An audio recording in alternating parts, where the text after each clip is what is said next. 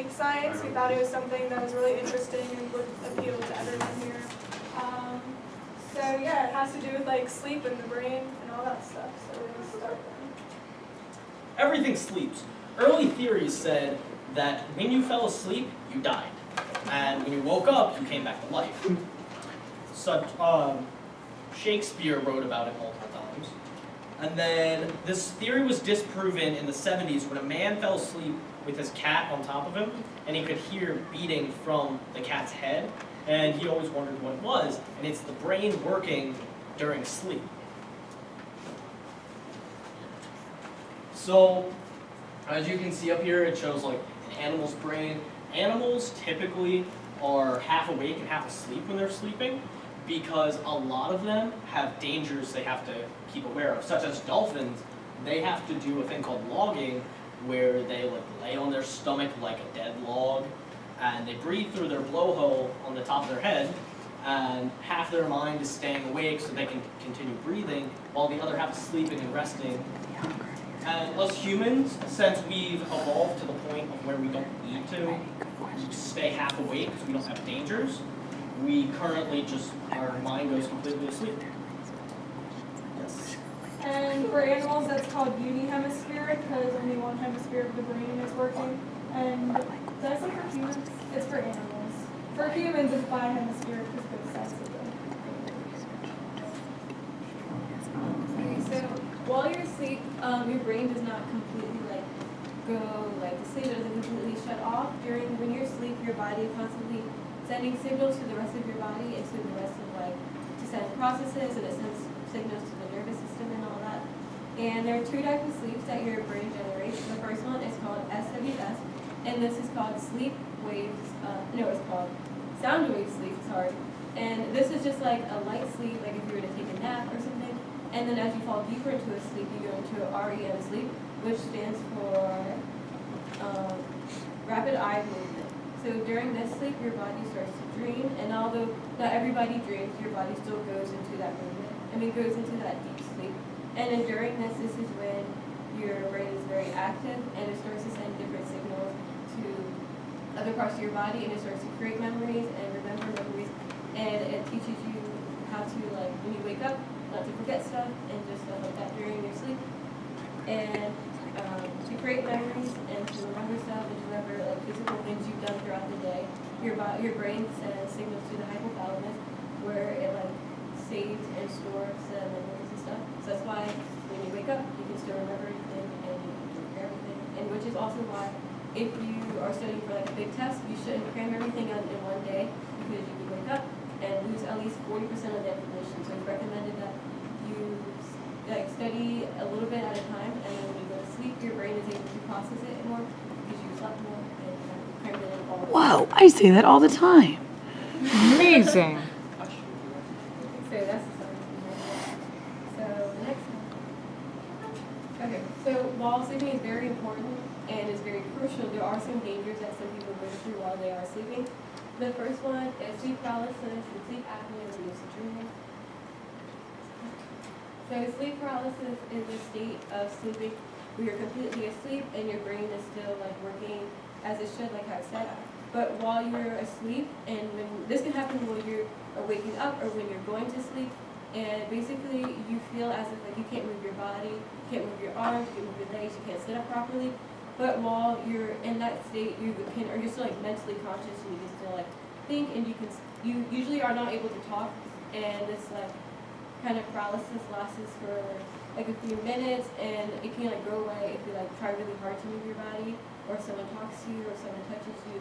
But during this, it's in the REM state of sleep, so this is the deep sleep I talked about, the rapid eye movement.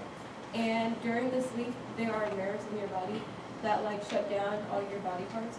And this usually happens after a bad dream. So while you're in the sleep paralysis and you're in the REM sleep, the nerves in your body that shut everything down are causing sleep paralysis. And this is usually because, if you've had a bad dream or if you're waking up or something, you can go into a state of frenzy and maybe do something crazy if you woke up from a bad dream. And there are people who the REM nerves in their body are damaged, and when they wake up, they're not usually able to go in that paralysis state that some people are into. damage, and then you wake up and you Okay, so the next potential danger when sleeping is called sleep apnea, and this is a serious sleep disorder that it's usually characterized like by people who who snores or like makes like gasping, choking noises when they're asleep. And it's when your breathing repeatedly stops and starts. Usually it stops for like 10 seconds. For some people it's longer than that, but like the average is 10 seconds. 18 million Americans suffer from this disease, and 90% go undiagnosed because you're asleep, so you're not aware that you're making noises, so someone else has to hear that. There's three main types. There's obstructive, central, and complex sleep apnea. Obstructive sleep apnea is when your the airflow in your lungs is blocked. So your diaphragm and chest muscles have to work harder to open the airway and allow air into your lungs. So this kind of like explains like the gasping noise some people make, like in movies, like right after someone has a nightmare and they kind of choke up. And then there's central sleep apnea, and this is different because this is when your brain doesn't send any signals to your muscles that control the breathing. So you don't try to breathe, it's not like you can, instead you're not trying. And then complex sleep apnea is the most serious out of the three because it's a mixture of both obstructive and central. So your airways are blocked and your brain isn't sending signals, so you're not breathing like at all. There's some causes to that cause this. One of them is heredity, so it's genetic. But also, if you have like large inflammation in your neck, or your tonsils are inflamed, or your tongue is inflamed, that kind of blocks airflow. And also, like any like nasal problems, so like allergies, like sinus infection, things like that, can also block airflow. And this leads to high blood pressure, like heart failure, headaches, because you're not getting the recommended sleep.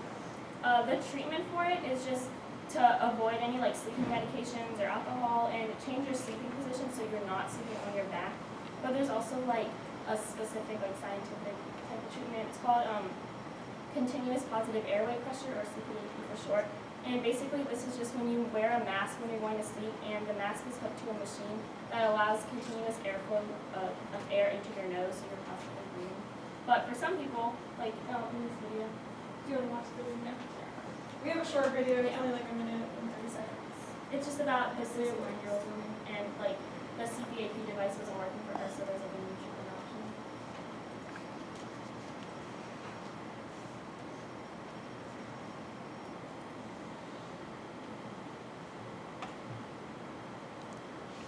Make sure the speakers are on. You guys hear that? That's just What is this? They have no animals sponsoring this.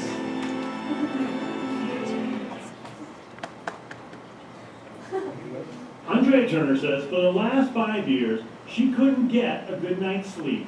I was exhausted all the time. It was like, how can I make it through this day because I am so tired. This is 5 minutes of your sleep. The 69-year-old underwent a sleep study where doctors measured everything from brain waves to breathing. She was diagnosed with sleep apnea, and what doctors found was shocking. Significant drops in oxygen. While she slept, she would stop breathing, and it was happening as many as 41 times every hour. These can lead you to have 3 to 4 times higher chance of having heart attacks or strokes.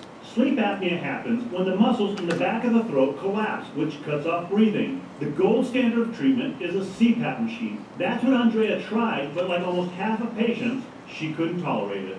But now, a new option, a revolutionary device called Inspire. It's implanted just under the skin and is turned on every night with a remote control. It senses when breathing slows down and sends an electrical pulse to the tongue, which then stimulates the airway to open. So this was just FDA approved in 2014. It is a pacemaker. It is the same technology. It is just adapted to need to stimulate a nerve in the neck. The main side effect, people can wake up with a sore tongue. And insurance doesn't always pay for the device, which can cost $20,000. Yeah, that's pretty much it. But Andrea says for her, Because it ended up good working night's for sleep her. is priceless. That's changed my life. A new solution for a common problem. Okay, so that was sleep apnea.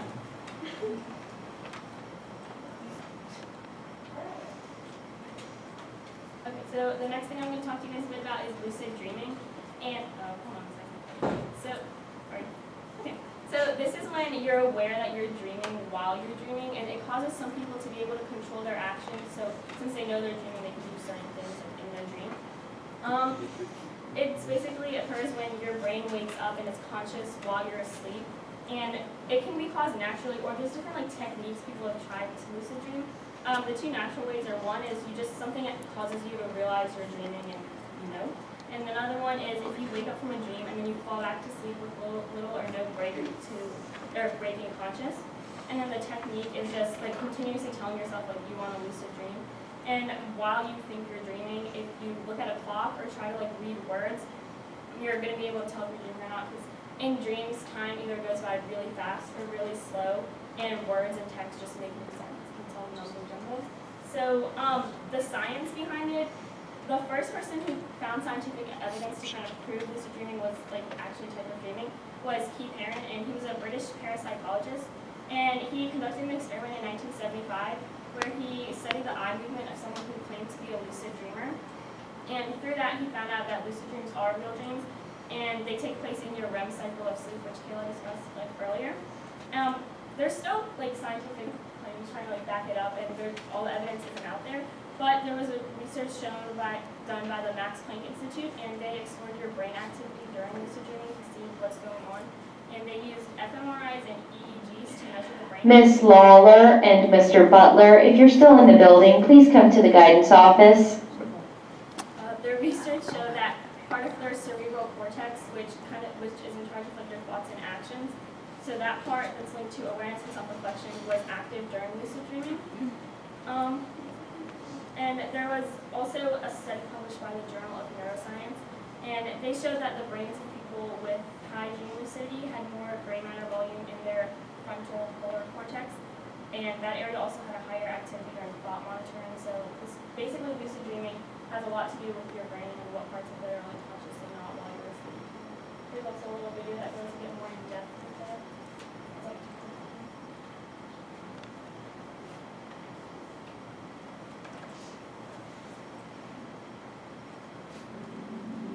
You've all sacrificed so much to be here. So many sponsors today.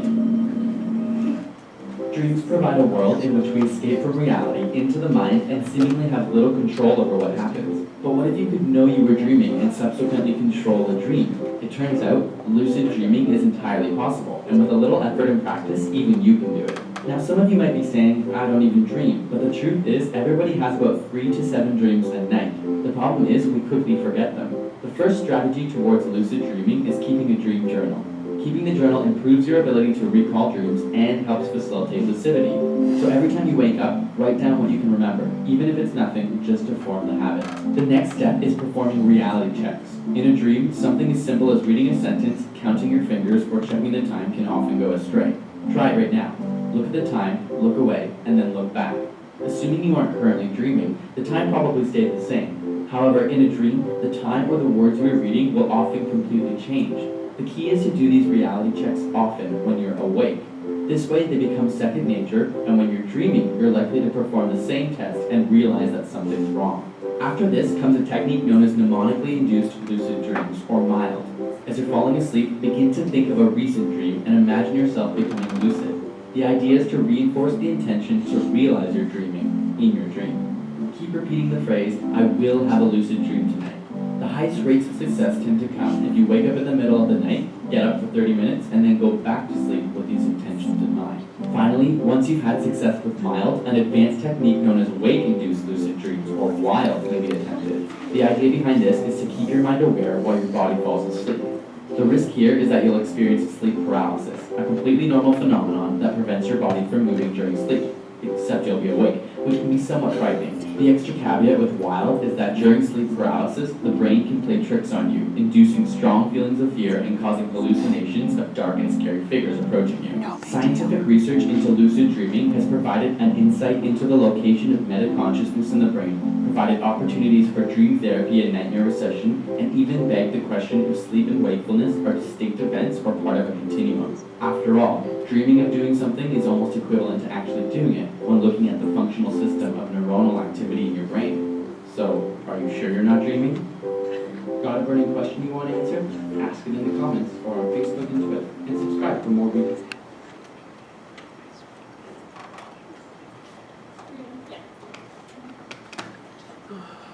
So lucid dreaming, it's naturally occurring, but it's very rare, even if you follow all the steps that he was talking about, for it to actually happen to you. But normal dreams happen to everyone, even if you don't remember, like it said in the video. People have an average of 3 to 7 dreams a night. Normally occurring dreams are one of the most mysterious aspects of sleep in the brain to scientists. When people first started thinking of sleep in the brain as a science, they didn't want to study dreams because they thought it was random and untestable. Because right now we have no absolute evidence of why we dream or how we dream or anything like that. But our best, most solid theory is that dreams are a place for the brain to test different scenarios based on things that we did during the day or past experiences that we had, and I'll get into that in a little bit. So there's this popular story about a man he was a scientist, and he was trying to figure out what the shape of a benzene molecule was, and he was trying and he couldn't figure it out. So he went to sleep, and he had a dream about a snake biting its own tail. And he woke up in the middle of the night gasping for air, they were talking about before, and he screamed, "It's a ring." So he found out that the benzene molecule the next day when he went to go look at it again, that the benzene molecule was shaped like a ring. And this story led to the beginning of a lot of experiments for other scientists because they wanted to look into dreaming and how it related with reality. One of the effects of these experiments was the Tetris effect, which was discovered by Jeffrey Goldsmith. And this is the effect of, if you've ever been to the beach before, and you're in the water or a wave pool or anything like that, and you're in the water all day and you go back to sleep and you feel like you're in the ocean still, you're moving back and forth. That's the same thing as the Tetris effect. And the idea with that was Jeffrey Goldsmith felt that when he got home one day and went to bed, and he wanted to test it out, but he couldn't because it was too expensive. Whatever, they didn't have the funds to do it.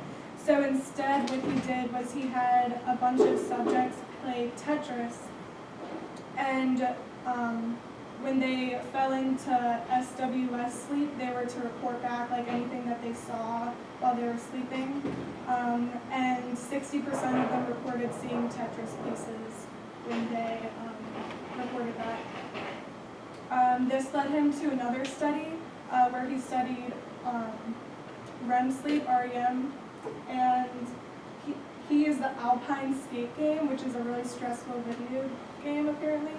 And so when he did that, he had the same subjects or different subjects report back.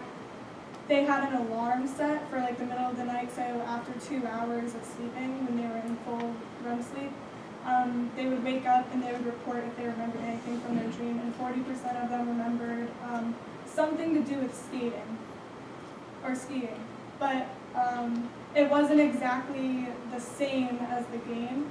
So what they discovered was that when you go into REM sleep, instead of just replaying the day's events over and over again, what actually happens is your brain takes events from anything that you may have, any information from anywhere in your brain that you may have from the past, and it combines it with the most recent information. So people would report saying that they were dreaming about doing yoga on the ski slip, or they were dreaming about mountain climbing, or anything that was related. That's what the 40% related reported that. So another experiment that's still currently being done is at MIT, and there's a scientist who is experimenting with rats. He's looking into their brain and listening to the sounds that their brain makes. And I have a little snippet of a podcast that we're going to listen to about that. But just to sum it up, so he listens to the sounds that the brain cells in the rat is making, and based on that, the experiment started just listening to them to see what movements they were making, while the rat was awake. So when the rat was awake, if he heard like crackling, then he knew that the rat was sitting down. And if he heard like a swoosh noise, the rat would be standing up or running or something. And then one time the rat fell asleep and they were listening in on the rat's brain cells, and they repeated the sounds that related to the movements of when the rat was awake. So they were able to tell that when the rat was sleeping, they were dreaming about the same things that they were doing during the day. So, can you click on that? No, click on the podcast.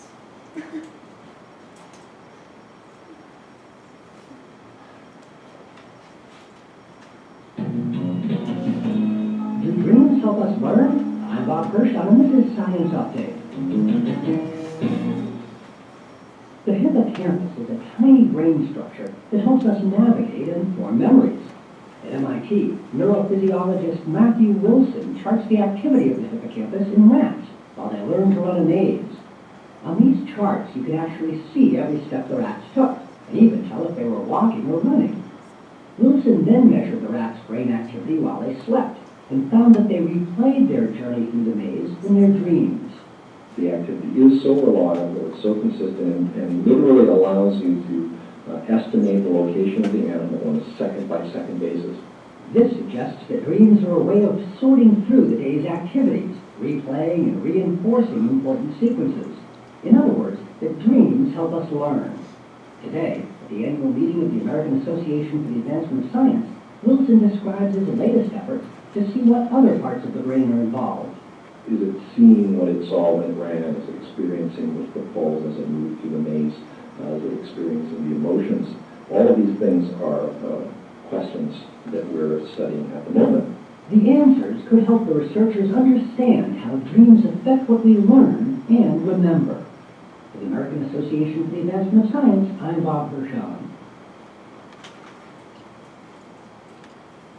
So another part of the experiment, which they didn't mention in this segment, he also did another part where after he realized that the rat's brain was like mimicking what he did during the day, he was just like getting up and running. That was just in the first like 10-15 minutes that the rat was asleep. So they went to test REM sleep. They went to test REM sleep. So 2 hours after the rat had been asleep, earlier that day they had the rat run through 2 mazes to see if in REM sleep the rat would pick one maze or the other to like have his dream about, like he would in the SWS sleep. But they found out after 2 hours of sleep, being in REM sleep, the rat came up with a completely different maze based off the 2. So that was another way that we could conclude that when we fall into REM sleep, our brain puts different things together rather than just mimicking what we did in the one day. So to sum it up, scientists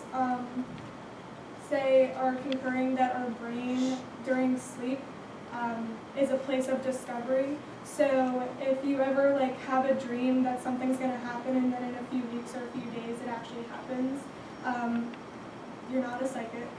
I don't think so. Your brain just happened to come up with that solution and you just happen to remember it.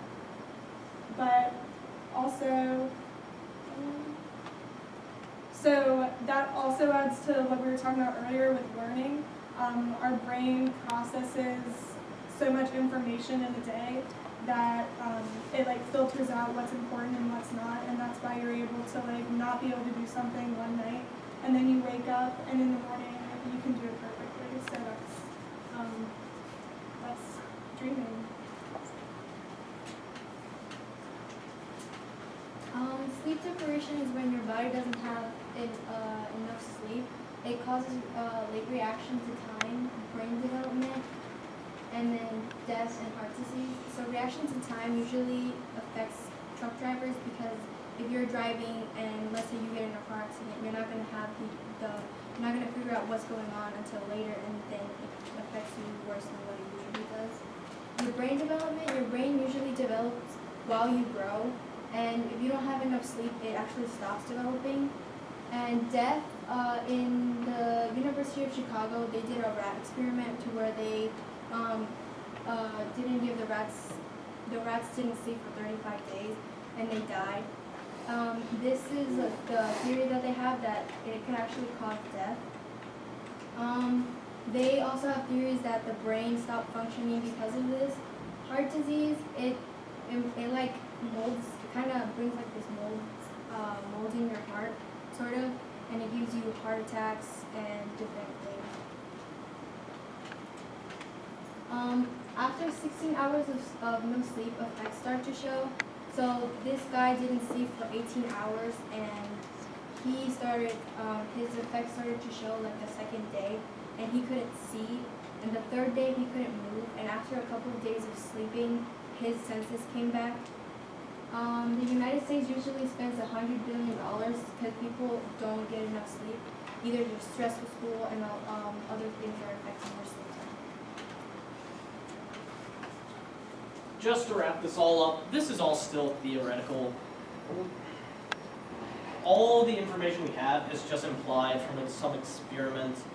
And honestly, sleep and the way our mind works is one of the few things we still do not know about the human body. If you guys have